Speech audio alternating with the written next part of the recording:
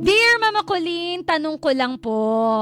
Ano po kaya ang dapat kong gawin sa asawa ko na pinagdadamutan ako ng pera niya? Sa totoo lang, minsan nanliliit na ako sa sarili ko.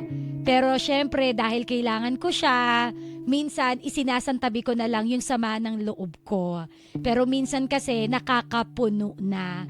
Sana po ay damayan mo ako, itago mo na lang ako sa pangalang Mrs. T. Hello, uy. Hala, uy! Gawin mo, be. Balik mo na siya sa magulang niya. Di ba magpa-Father's Day na? O, gulatin mo yung mister mo. Bigla mo siyang ibalik sa magulang niya. Bakit? Eh, nagdadamot ka mo, di ba? Ayan tayo eh. Hello, uy. Charot lang. Oy, pero real talk, no? Nakakabanas naman kasi talaga. Nakakawalang gana naman kasi talaga. Kapag ka ganyan na matapos kang asawahin, matapos kang anakan, pagdadamutan ka! Ediwa. Di ba matapos mong ibigay ang lahat sa kanya? Ediwa. Ang tinis. Hindi ba, hindi, number 1, kausapin mo yung asawa mo.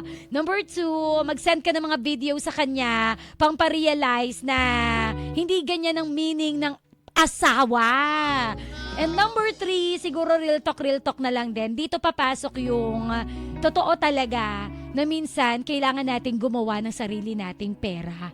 Para kapag ka dumating yung panahon na wala kang mahita sa asawa mo, meron kang madudukot, 'di ba? Diyan papasok 'yun, magkaroon ka ng sarili mong diskarte. Lalo na kung ang asawa mo may ganyan ng pag-uugali. Kasi mahirap 'yan 'di ba? Yung mabubuhay tayo na aasa lang tayo ng aasa sa partner natin. Tama ka nga naman, paano kapag ka dumating yung panahon na nagdadamot na siya?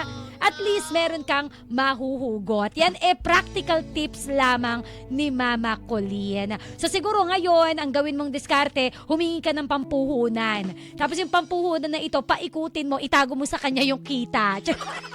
Nagtaguan na nga po. Diba? Hindi kasi totoo yun Sa panahon ngayon, kailangan nating dumiskarte. Sa panahon ngayon, kailangan natin hindi laging nakadepende. Kasi aminin natin, may mga partner na medyo insensitive. Diba? May mga partner na parang nagbibilang.